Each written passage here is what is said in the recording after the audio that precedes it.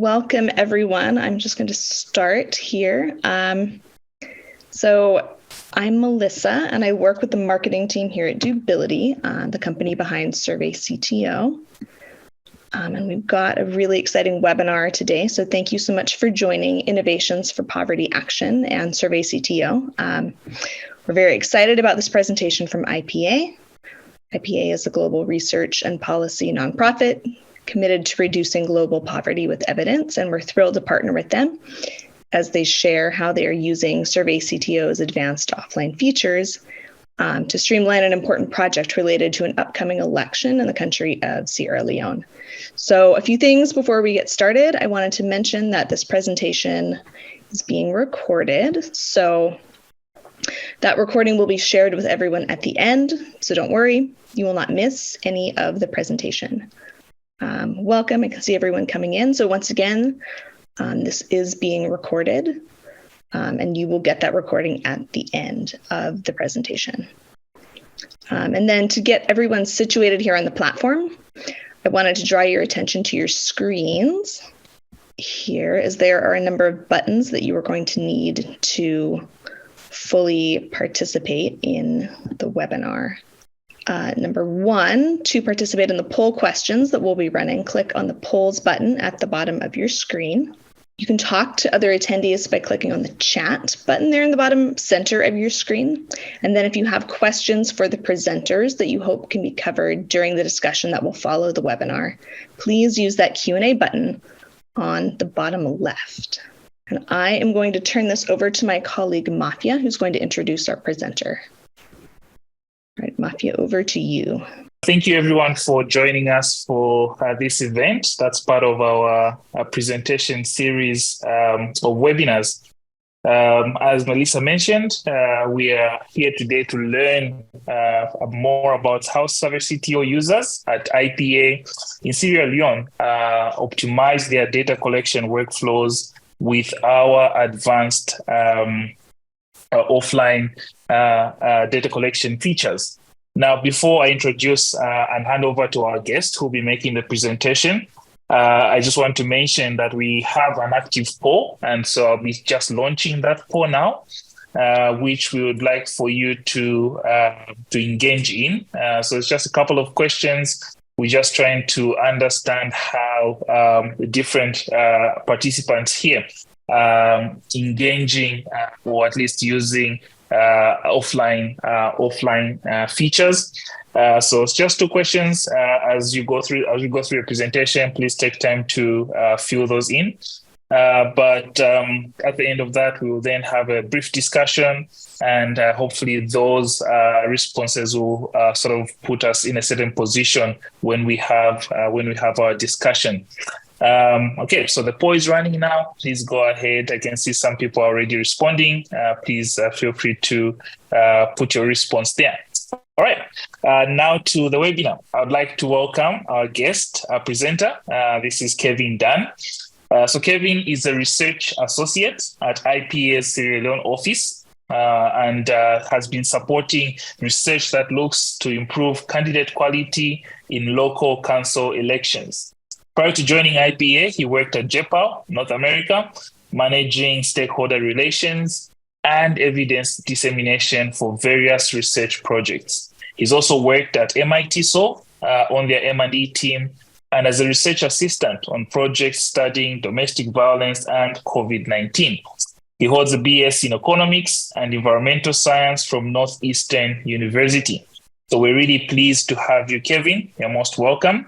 And I'll hand over the presentation to you. Thanks for that introduction. Really excited to be here and talk a bit more about these features. As was mentioned, my name is Kevin, and currently I work at Innovation for Poverty Action at our Sierra Leone office, supporting research that mostly focuses on governance and specifically candidate quality in local council elections. So to sort of give a bit of background on the offline features for those who aren't very familiar, SurveyCTO sort of by default has a lot of offline capability, specifically letting enumerators collect data offline and then later sync that data to the server only once they have an internet connection. But sort of recently, SurveyCTO added some new features that enhance these offline features. And there are sort of three new things that they added. So the main one I'll talk about today is offline dataset publishing, which is sort of a way where you can automatically feed data back into subsequent forms from previous forms. These features also include offline case transfers and some more advanced workflows, which are also both really useful. You should look up how they work, but I'm mostly going to focus on this sort of offline dataset publishing. And so to give an overview of sort of what dataset publishing looked like before, by dataset publishing, all that means is sort of when a response is submitted, it will modify a dataset on the SurveyCTO server. So as users of SurveyCTO know, you can attach an Excel file or multiple Excel files, which are called server datasets, attach them to a form, and then have that form automatically read in information from that dataset. Let's say, for example, you have a spreadsheet with respondent names.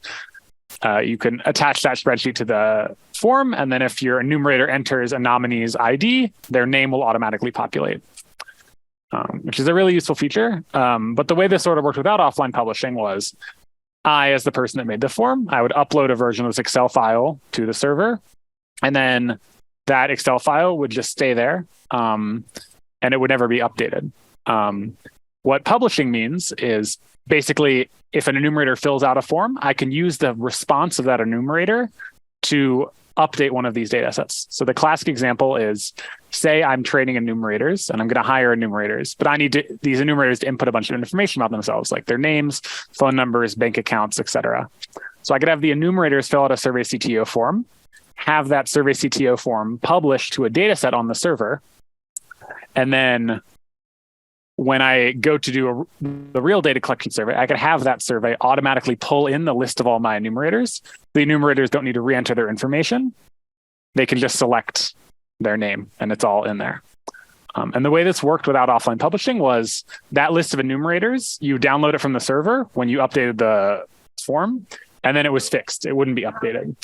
It would only be updated when the person reconnected to internet and synced their forms back to the data. And then if there were new enumerators added to the data set, then that data set would be updated. What the offline publishing enables to do is essentially, instead of just these data sets being updated only when there's internet access, it lets each phone update these data sets within themselves. So a very simple example to think of is, say you're going to a rural community to work, and you're going to hire your enumerators out of that community. But the community is entirely without internet access. So what I had said before about hiring enumerators wouldn't work because you can't have them fill out the survey with internet access because this village doesn't have internet access. But with the advanced offline features, what could happen is I go to the village, I find my enumerators, hire them, I give them a phone, and they're able to fill out the enumerator onboarding form on that phone. And then the data from that form, as soon as it's finalized, so as soon as they're done with the survey, but before they sync the data up to the server, that new information on the new enumerator will fill into all the other forms on that phone. So basically, it lets you fill information that you collect in one form, fill it into another form within the same phone when that phone is entirely offline. And that's obviously really important when you're working in an area like Sierra Leone, where internet connectivity is very poor, especially in rural areas where our project focused. So now I've given you an overview of sort of the features. I want to talk a bit more about the project to give you a sort of specific example of how we use these features. So the sort of thrust of our project is working with political parties and governmental organizations in Sierra Leone to try to improve the quality of candidates at the local council level. Local council in Sierra Leone is simply the lowest level of government, sort of the equivalent of like state senate in the United States or any sort of provincial level government in any other country. And the PI team has worked in Sierra Leone for a long time, so we have these really established relationships. And the problem we were trying to look at is essentially there's a lot of really high quality candidates that live in rural areas, but are typically excluded from the political process for a variety of reasons. Maybe it's too expensive to run. Maybe the political parties aren't able to find them. Maybe these candidates aren't able to sell themselves well to political parties, and therefore they aren't able to be awarded party symbols. And in Sierra Leone, where the politics are split along ethnic lines, it's very important that you're awarded party symbols. If you're not awarded a party symbol, it's essentially impossible for you to win an election. So what our intervention did, it was sort of a 3-stage intervention laid out here. So first what we did is we would send enumerators to villages all around the country, and we'd just go up to random households and ask them, who in your community do you want to run for local council? So go to someone's house, say, who do you want to run for council? Maybe, Mohammed and Fatu should run for office. And then we would do this with a lot of households. And then within each sort of ward, which is the equivalent of like a district or a parliamentary seat, we would find the candidates whose names came up the most. So, if 10 different households said you should run for council, that's sort of a good indication you might be a good candidate. So then that's where the second step came in, where we would find the most popular candidates, administer a longer survey to them about their qualifications, education, sort of history working for the community, to get a better idea of, do we think these people would make really good candidates for council? And then the third thing is because, as I said before, the main barrier is sort of the ability to get party symbols, because the politics are very polarized. So if you don't get a party symbol, you can't win. But if you do get a party symbol, you're actually quite likely to win. So the idea here is we would sort of provide information on these really high quality candidates to political parties. And by providing more information, it sort of closes a gap between the delegates or the officials who will select these candidates and the people on the ground who know very well the members of their community they think would represent them well. And the idea is there that it can be really hard for parties to find these good candidates, but if you present them with information, maybe they'll choose some really high quality candidates, and in the end, you can get better development outcomes. And to give some more sort of visual aid, so on the left, you can see an overview of sort of where we went and where we didn't. So we sort of randomized, as you often do, and we went to about 187 wards. We specifically focused on rural areas because the whole point of this was to discover candidates that otherwise might not have a chance. So in the urban areas, the political parties sort of know what they're doing, but in the rural areas, it can be more difficult. So we were explicitly working in rural areas, which meant we almost never had internet connections for our enumerators. And then on the right, you can see an example profile. Sadly, I was never nominated for council, but an example profile of sort of what we would present to political parties. So it's a lot of information, and all of this was collected through surveys. So a lot of this is sort of quality metrics and qualification metrics we would collect through surveys. Then also some popularity metrics. You can see up here at the top where like 74 households nominated 55 names, and this person was one of the 10 most popular and highest quality. So we shared these profiles with members of political parties, both at the national and local level, with the idea that these profiles will help close the information gap, essentially. But we're sort of here to talk about the data flow. And there's a lot of information on these profiles. So it was really important we were automating this well, because we were, again, going to 187 wards. We had 50 staff working. So we sort of needed to be as clean as possible. And when we had been piloting in the fall, before the offline features came out, our data flow wasn't amazing. So this is sort of the simplified data flow. It starts with a household. In every ward, it starts with household surveys. We did about 90 household surveys. And every household could provide up to 6 names. So in theory, we could have almost 500 names given to us in a ward. But a lot of those names would be duplicates, right? Because the same names will come up multiple times. But in our old data flow, every single time a name was said, it was a new name. So we'd record all their information. But in the end, we would need to translate this long list of names we got into 2 things. So first, we need to translate it into the number of votes each candidate got, so the number of times their name came up.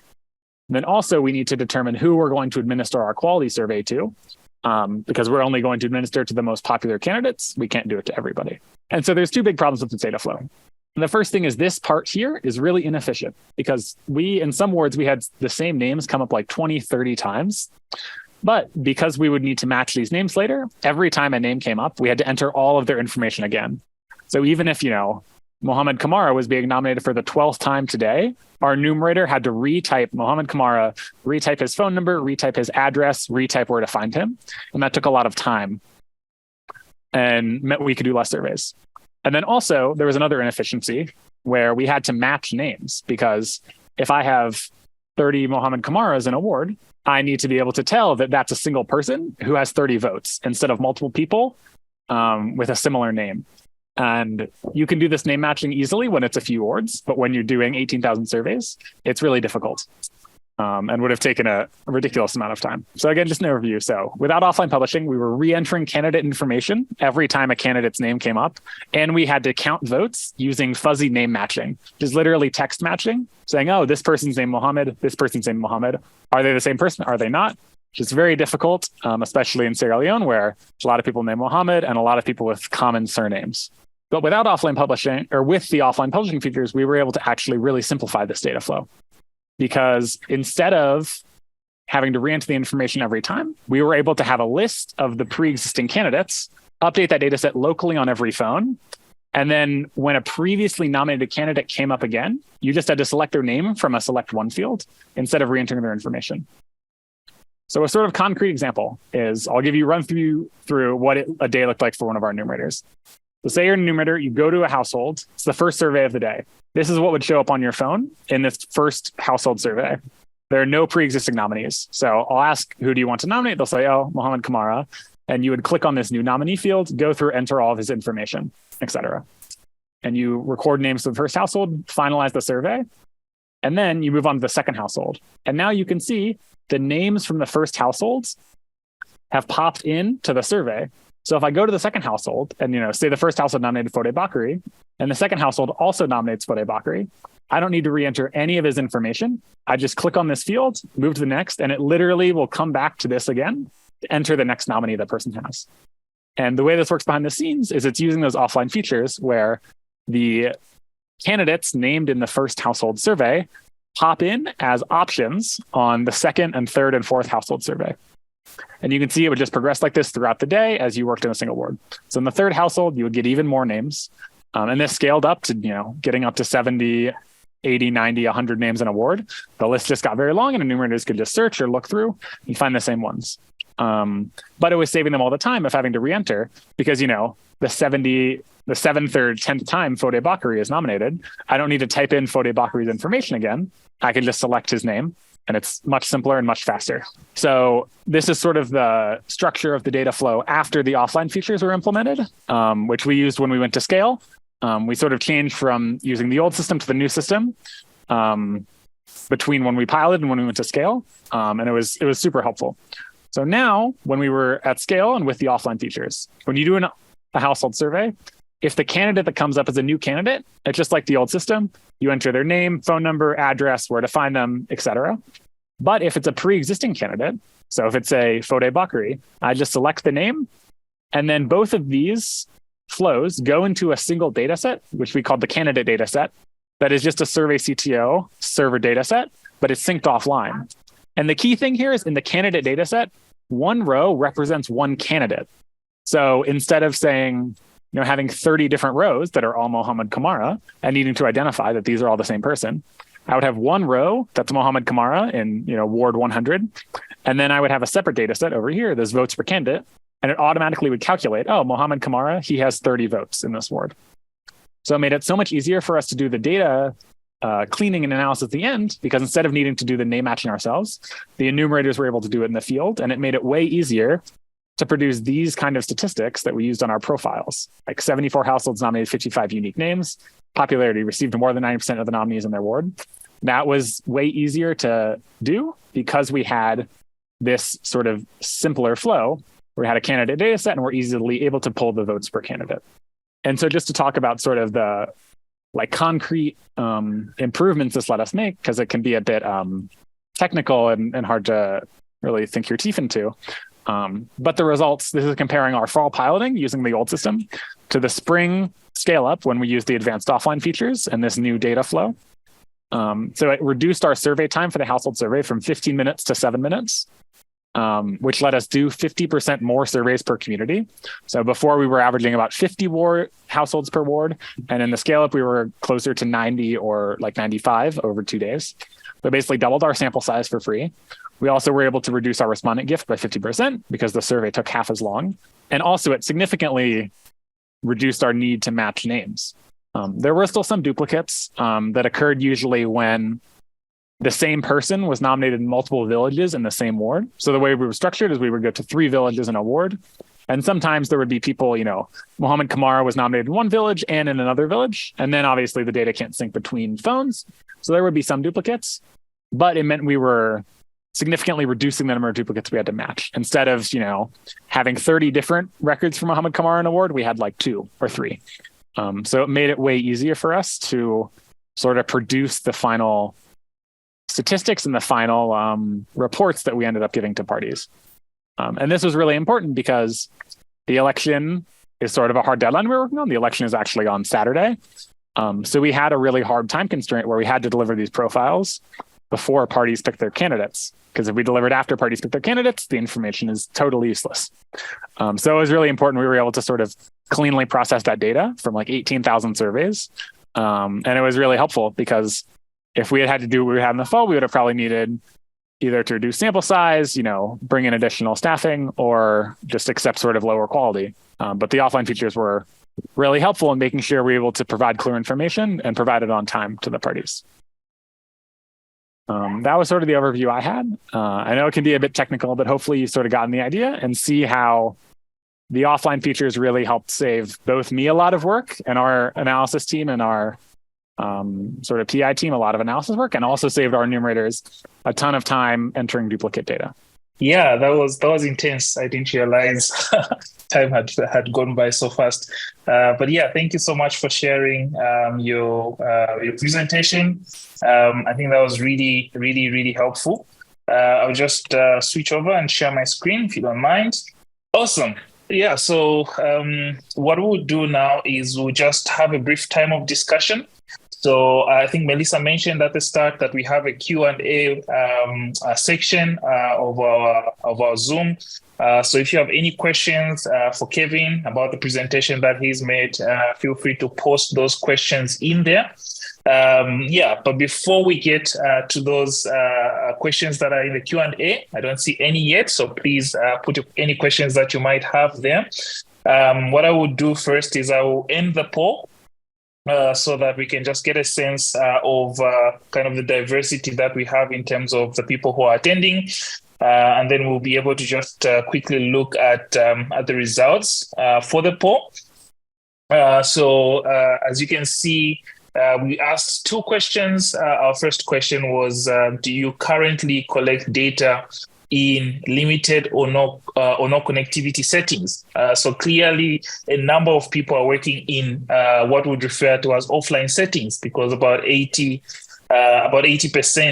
said they're working in these particular settings. So definitely these features are something that would be useful for those. And then we also asked about whether we're using the SurveyCTO advanced offline features in workflows.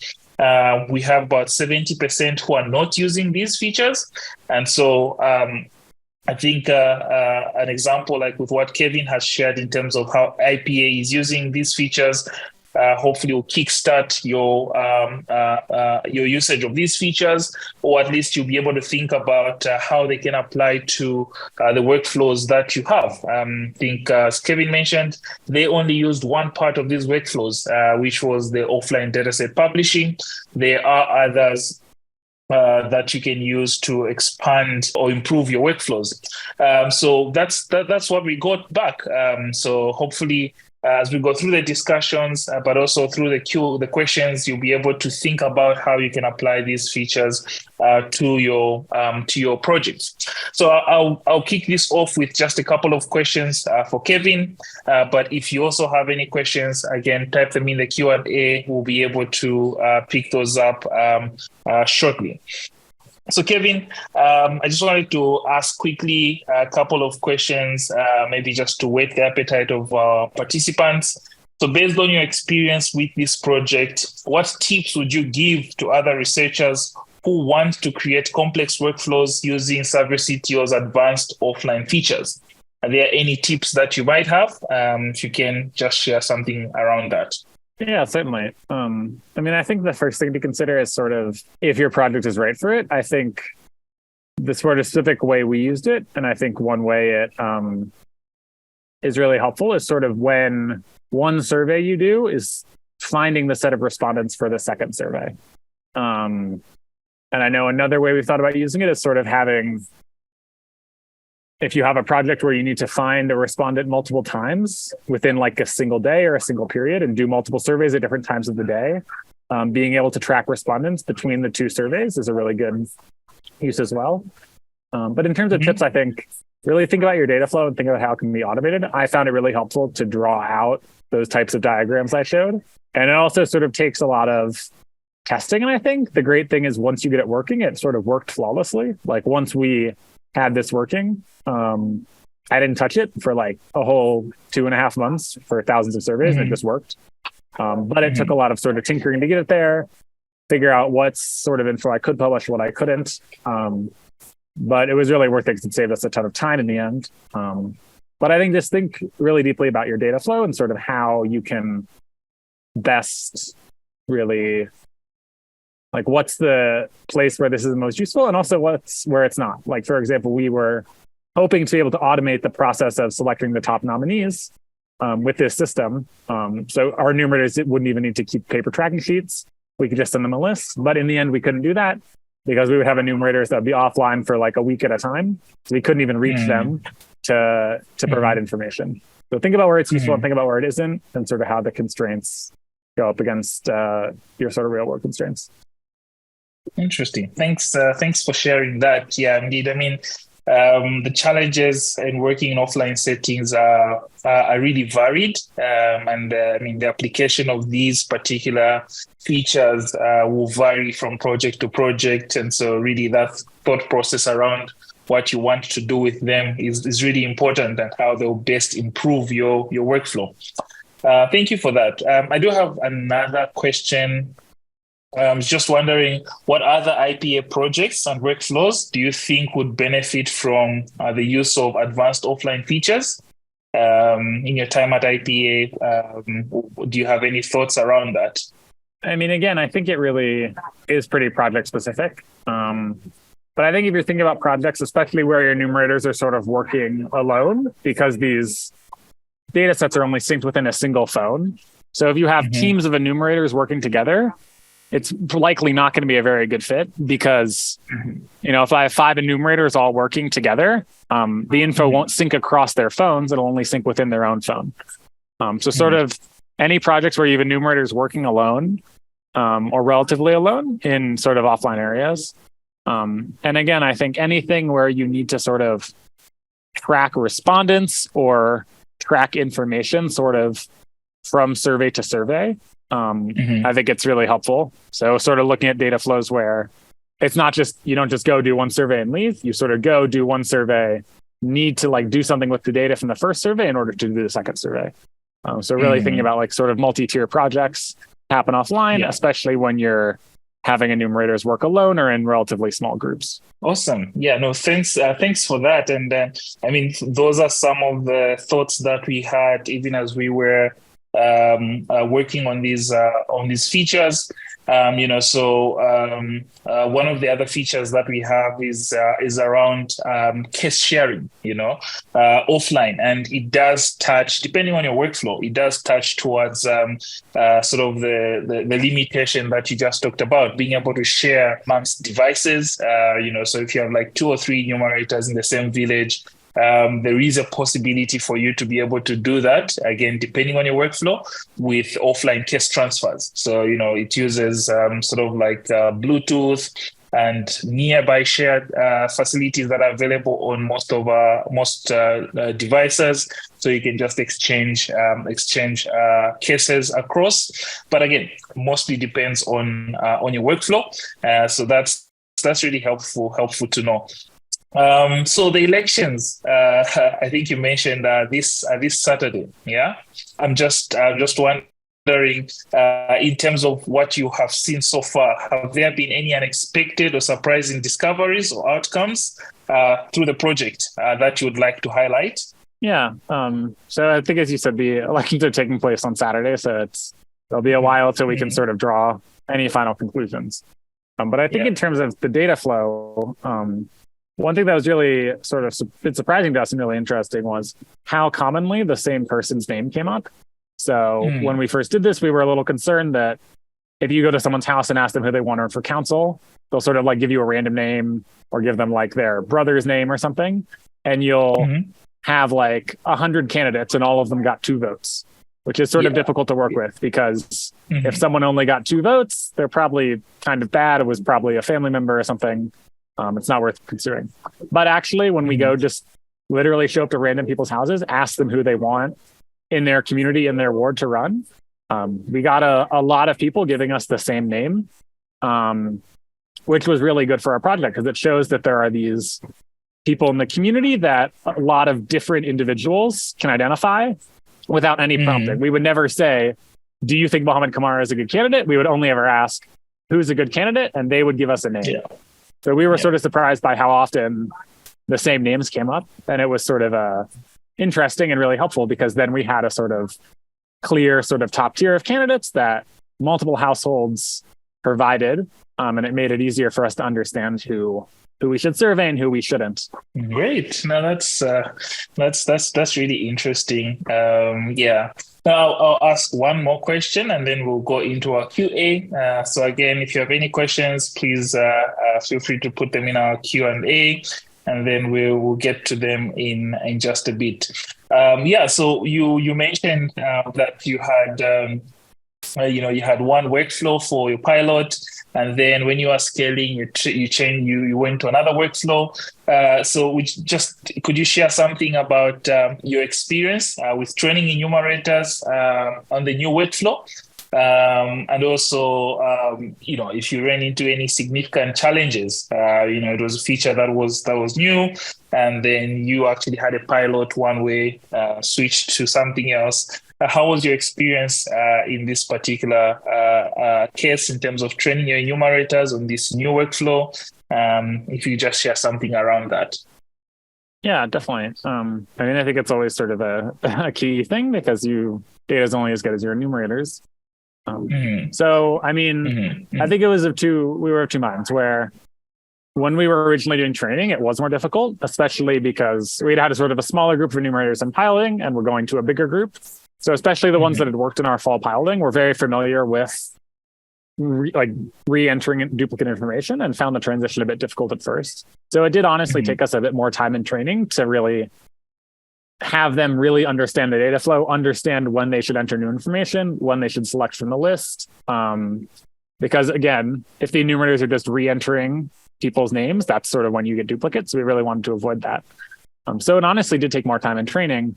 But sort of once the enumerators got used to it, I think it worked really well. And I think they actually really liked it because, as I said, it was radically cutting down on their workload. Instead of needing to re-enter all these names all the time, for most of their surveys, they didn't need to enter any names because most of the households were giving them pre-existing names in their data set. There are still always some troubles, and sometimes enumerators would forget a person was already in their data set and make a duplicate record. But even with those issues, it's still, I think in the end, way better for enumerators, both their productivity and just the ease of their work. It's way easier for them to just search for a name in that pick list instead of having to re-enter someone's name for the 20th time that day. Thanks a lot, Kevin. I could ask more questions, but I think we have a number of questions in the Q&A. So I think in the remaining time, we'll try and focus on those. Again, I'm really happy to hear, and it's always good to get feedback from our clients in terms of how they're using different functionalities that we offer. And for those that are part of this, if you have any questions about any of these functionalities, we have a number of resources in our forum and in our different areas within SurveyCTO. So we've got our product documentation. But there's so many ways in which you can reach out to us and ask us about these particular features. So we've got our support team, which I'm part of, 24/7 available for you. So if you have any questions, you can reach out to us. If you don't have a SurveyCTO account, you can open a trial account, and then you can test out these features. And if you're interested in doing that, you can get in touch with our sales team. Maria is always available. Her email is up there. You can get in touch with her. But I mean, we really want to hear more about what Kevin did through answering some of your questions. But obviously, before we get to those, just a couple of things to get out of the way from the SurveyCTO end. So we have various social media platforms available where you can keep in touch and also keep up to date for webinars like this one that are coming.